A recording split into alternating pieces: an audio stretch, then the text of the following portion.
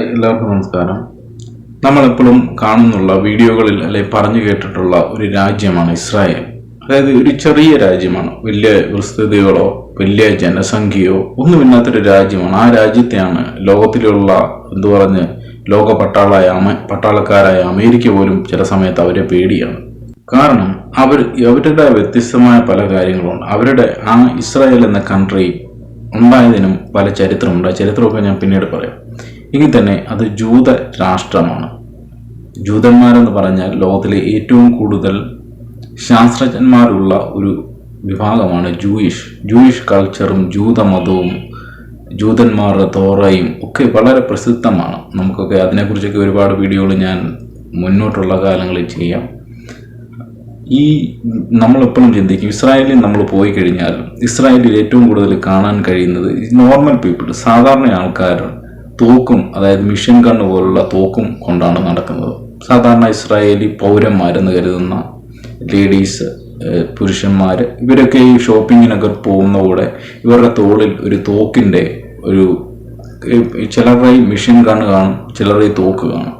നമ്മൾ പലപ്പോഴും ചിന്തിച്ചു ഇവർ സായുധം, അത് നമ്മൾ പലപ്പോഴും ചിന്തിക്കും നമ്മളെയൊക്കെ വെടിവെക്കുവാൻ അല്ലെങ്കിൽ നമ്മളെയൊക്കെ എന്തെങ്കിലും അറ്റാക്ക് ചെയ്യാനൊക്കെ വരുമോ. അത് നമ്മൾ മറ്റ് രാജ്യങ്ങളിലൊന്നും കാണാത്ത ഒരു പ്രത്യേകതയാണ് ആ ഇസ്രായേൽ എന്ന് പറയുന്ന രാജ്യത്തുള്ളത്. കാരണം അവരുടെ നോർമൽ പീപ്പിൾ, അതായത് സായുധ പട്ടാളക്കാരുണ്ട്. അവർ നോർമലായിട്ട് പർച്ചേസ് ചെയ്യും, അല്ലെങ്കിൽ അവർ ജോലി ചെയ്യുന്നവരായിരിക്കും, അവർ ഡ്രൈവറായിരിക്കും, മറ്റു പല ജോലികൾ അവർ ചെയ്യുന്നവരായിരിക്കും. എങ്കിൽ തന്നെ അതിനോടൊപ്പം തന്നെ അവരുടെ മിലിറ്ററിയിലൂടെ പങ്കാളികളാകുന്നുണ്ടോ എന്നാണ് മനസ്സിലാക്കാൻ കഴിഞ്ഞത്. അവർ എന്ത് ചെയ്യുമെന്ന് ചോദിച്ചാൽ, അവർക്ക് എന്തെങ്കിലും സിഗ്നൽ രീതിയിൽ കിട്ടിക്കഴിഞ്ഞാൽ അവർക്ക് ഇസ്രായേലിൽ മറ്റു രീതിയിലുള്ള ഒരു കലാപങ്ങളോ ഒരു റൈറ്റോ ഒന്നും ഉണ്ടാകാൻ ചാൻസ് ഇല്ല. കാരണം അവർ ജൂതന്മാർ എല്ലാം ഒറ്റ ഒരു രീതിയിലാണ് നിൽക്കുന്നത്.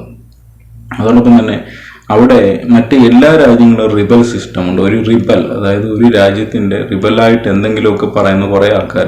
പക്ഷെ ഇസ്രായേലിൽ മാത്രം റിബൽ ഒരു ശക്തിയില്ല. കാരണം അത് ജൂതന്മാർക്ക് അവരുടെ നിയമസംഹിതയിൽ തന്നെ, അവരുടെ ഭരണഘടനയിൽ തന്നെ ജൂതന്മാർക്ക് വേണ്ടി എന്നുള്ളതാണ് അവർ എഴുതി വച്ചിരിക്കുന്നത്. അതുകൊണ്ട് ജൂത രാഷ്ട്രമാണ് ഇസ്രായേൽ.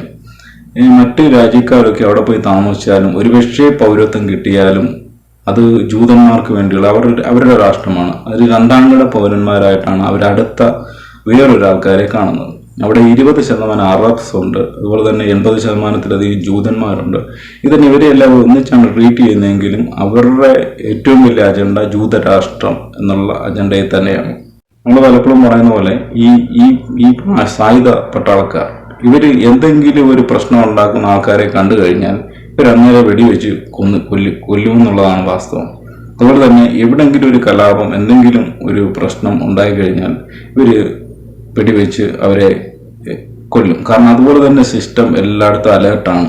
അവർ ഓരോ മുക്കിലും മൂലയിലും, ഒരുപക്ഷെ നമ്മുടെ രാജ്യത്ത് അല്ലെങ്കിൽ നമ്മുടെ മറ്റ് പല രാജ്യങ്ങളിലൊക്കെ ആണെങ്കിൽ ഒരു നോർമൽ ഒരു സാധാരണ ഒരു ചന്തയിൽ ഒരു കലാപം ഉണ്ടായി, എന്തെങ്കിലും ഒരു പ്രശ്നം ഉണ്ടായി കഴിഞ്ഞാൽ അവിടെ പട്ടാള പോലീസ് എത്തണമെങ്കിൽ ചിലപ്പോൾ 10-20 മിനിറ്റ് എടുക്കണം. പക്ഷേ ഇങ്ങനത്തെ ഈ ഇസ്രായേൽ എന്ന് പറയുന്ന ഒരു സ്ഥലത്ത് അവിടെ എന്തെങ്കിലും ഒരു പ്രശ്നം ഉണ്ടായി തന്നെ അവിടെ തന്നെ നോർമൽ പീപ്പിളായിട്ടുള്ള പട്ടാളക്കാരും സായുധ പ്രവർത്തകരുമുണ്ട്. അവരുടെ തോക്കുണ്ട്, അവരുടെ എല്ലാ ആയുധങ്ങളുമുണ്ട്. അവരത് പ്രതികരിക്കും, അവരോട് ഡീൽ ചെയ്യും എന്നുള്ളതാണ് ഇസ്രായേലിലെ ഒരു പൊതുവെ രീതി. അതുപോലെ തന്നെ ഇവിടെയുള്ള ഇസ്രായേലി പൗരന്മാർക്ക് പൊതുവെ ആയുസ് കൂടുതലാണെന്നുള്ളതാണ്.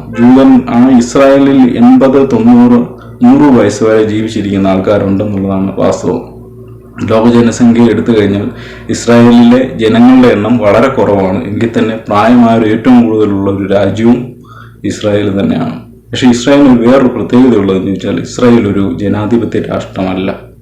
ഇസ്രായേൽ ഒരു ജനാധിപത്യം എന്ന് പറഞ്ഞാൽ ഇന്ത്യ പോലെയല്ല മറ്റു രാജ്യങ്ങൾ പോലെ ഒരു ജനാധിപത്യ രാജ്യമല്ല.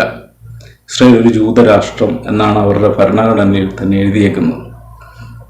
എനിക്ക് അതിശയിപ്പിക്കുന്ന ഒരു കാര്യം, ഈ പട്ടാളം അല്ലെങ്കിൽ ഇങ്ങനൊരു സായുധ പട്ടാളക്കാരുള്ളത് ആ രാഷ്ട്രത്തെ സംബന്ധിച്ച് എല്ലാ മൂലകളിലും എല്ലാ സ്ഥലത്തും അവരുടെ സംരക്ഷണം, പ്രൊട്ടക്ഷനും ഉൾപ്പെടുന്നുണ്ടെന്നുള്ളതാണ് വാസ്തവം.